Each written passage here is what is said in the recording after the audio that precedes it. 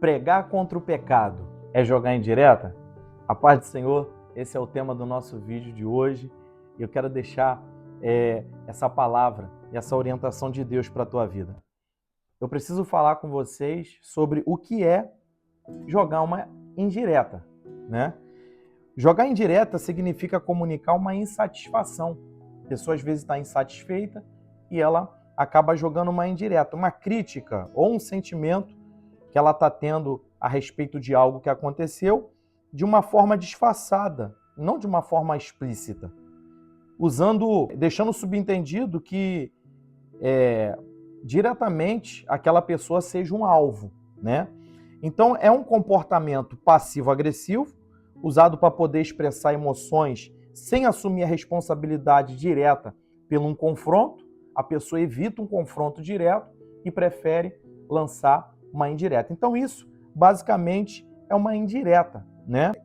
Vai deixar subentendido como uma mensagem enviada para que o destinatário entenda, sem que o autor precise declarar claramente para quem está falando, né? Então isso acaba sendo realmente uma indireta. Hoje isso é muito utilizado, né, em WhatsApp, em redes sociais, em geral, e isso é muito ruim, porque o conselho bíblico, em Mateus capítulo 18, a Bíblia diz para você chamar o seu irmão e você conversar com ele, né? Resolver com ele a situação pendente. Então é muito importante o cristão ele evitar esse tipo de coisa. Agora, entrando dentro do nosso tema, que é pregar contra o pecado, é jogar indireta, você talvez já ouviu muito isso. Ah, fulano estava jogando indireta do altar para mim. Então é preciso a gente entender o que é jogar indireta, né, de fato, como eu já falei, e o que é uma pregação contra o pecado, né? Primeiro ponto, quando é pregação legítima, isso aqui vai acontecer no culto, você vai saber e vai dizer, não foi para mim, ele pregou a palavra, né? Primeiro, base bíblica. A mensagem ela é fundamentada nas Escrituras, expõe o texto sagrado. Ele lê o texto, né? E ele vai expor o texto, quando na verdade não é isso que muitas das vezes a gente vê, né?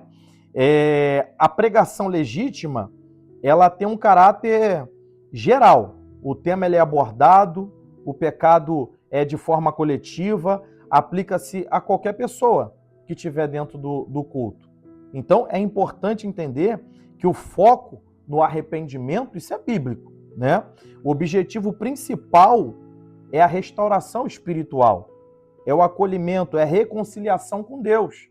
Então isso é uma pregação bíblica, né? Isso não é jogar uma indireta, né? Outra coisa importante entender é a motivação que aquela pessoa está pregando aquele texto. Irmão, a motivação para a gente pregar um texto, principalmente contra o pecado, é o amor, né? É que a pessoa volte ao arrependimento.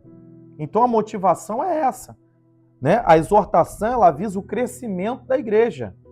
A exortação não é humilhação daquele que está ouvindo. Então é muito importante a gente entender isso. E quando se torna uma indireta, aí que está o problema, porque o alvo é específico, né?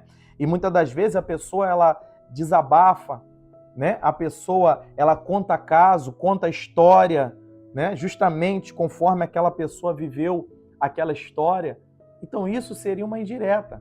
Mas quando o texto ele é aplicado em sua base, né? Quando o texto ele é exposto, irmãos, não é uma indireta, mas é uma pregação da palavra de Deus. E você não deve se ofender. E se algo você está sentindo que é para você, e se você está se enquadrando, é importante você se voltar para Deus, né, em arrependimento e deixar que a palavra de Deus venha fluir sobre a sua vida. O foco da humilhação busca causar constrangimento. O foco da humilhação busca causar uma vingança. A pessoa quer rebater, a pessoa quer pagar com a mesma moeda. Então, não podemos forçar a saída de ninguém da igreja através de palavras lançadas que são realmente indiretas. Infelizmente, isso acontece muito em cima dos altares, em cima do púlpito. Então pregue a palavra. Se nós expor a palavra, pregar a palavra, se a gente parar de contar caso, quando eu digo a gente, irmão, é importante a gente se incluir. Por quê? Porque a palavra de Deus serve para todos nós. Então, se você deseja avaliar uma situação real, você precisa fazer conforme a palavra de Deus ela determina para nós. Eu quero deixar também um texto bíblico muito importante que diz assim, em Mateus capítulo 18, versículo de número 16, mas se não te ouvir, leva ainda contigo 1 ou 2, para que pela boca de 2 ou 3 testemunhas toda a palavra seja confirmada. Então é importante você ir conversar, só você e ela primeiro. Não te ouviu? Chame 2 ou 3 testemunhas e ali possa comprovar realmente que você tentou apaziguar, resolver aquela situação. Afinal de contas, todos nós queremos subir para o céu. Então não podemos ter a inimizade, porque a inimizade é uma das obras da carne, onde a Bíblia condena e é muito perigoso. E o apóstolo Paulo, ele vai dizer em 2 Timóteo, no capítulo de número 4, versículo de número 2, que pregue a palavra, inste a tempo e fora de tempo, redargua, repreenda, exorte com toda longanimidade e doutrina. Porque virá tempo em que não sofrerão a sã doutrina, mas tendo comichões nos ouvidos amontoarão para si doutores conforme as suas próprias concupiscências, e desviarão os ouvidos da verdade, voltando às fábulas. Então a palavra de Deus não pode deixar de ser pregada. Não podemos deixar de pregar contra o pecado, ensinando, a sã doutrina, que são os ensinamentos bíblicos. Então que Deus te abençoe e que você pregue com amor a palavra de Deus. Fica essa palavra e até a próxima, se Deus quiser.